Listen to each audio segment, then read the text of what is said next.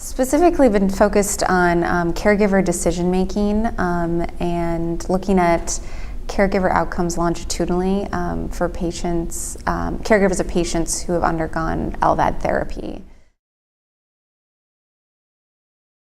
The caregiver research has focused a little bit more now on end-of-life decision-making for patients undergoing LVAD therapy.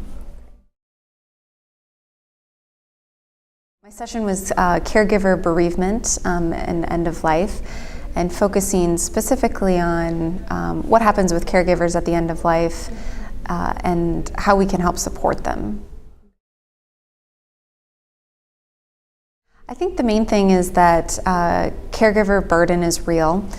We focus a lot on patients, but the caregiver burden throughout the disease process, but then also bereavement afterwards, after the patient is gone. So we've done some qualitative work around interviewing caregivers of patients undergoing the decision to get an LVAD, but also the end of life process. So interviewing caregivers of patients who have died with an LVAD, and talking specifically about the confusion around death with something that's so invasive, and it's a technology that's been developed, and I don't think we have a great idea of how to help support these patients and caregivers through that process.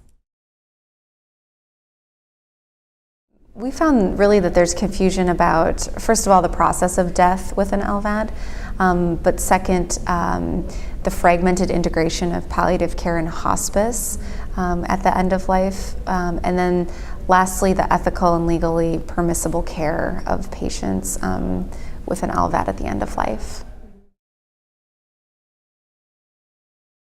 I think the biggest thing is making sure that the clinician is part of the conversations. And so a lot of the discussion behind the scenes is, what does the caregiver want? What does the patient want? And actually having those discussions either at the bedside or in clinic, iteratively with patients and caregivers is important. Taking a really team-based approach. So that there isn't a whole lot of behind the scenes, that should be up front, especially when we're talking about end-of-life decisions.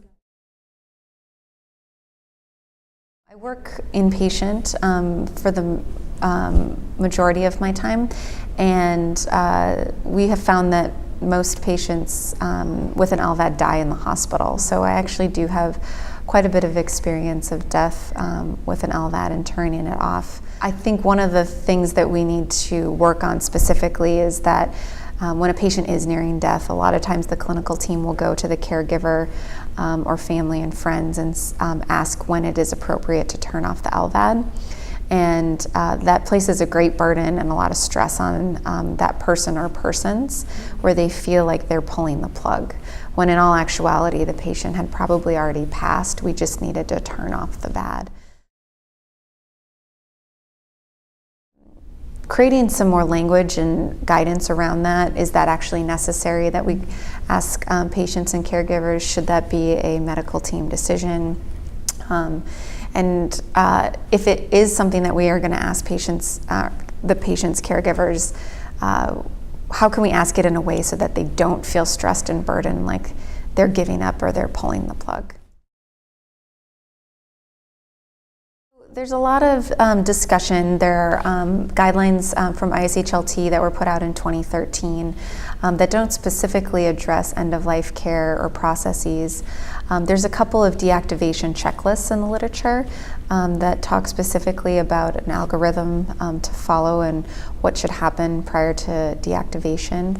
And then just a few months ago, the AHA and the ASA put out a policy statement on palliative care and cardiovascular disease and stroke, and specifically they did address patients and caregiver outcomes, as well as specifically LVAD therapy. I'm a nurse, and HFSA really does a great job of incorporating multidisciplinary teams, as well as multidisciplinary speakers and topics. So This is my favorite conference to attend because I really do see the collaboration between providers, including nurses and physicians and pharmacists.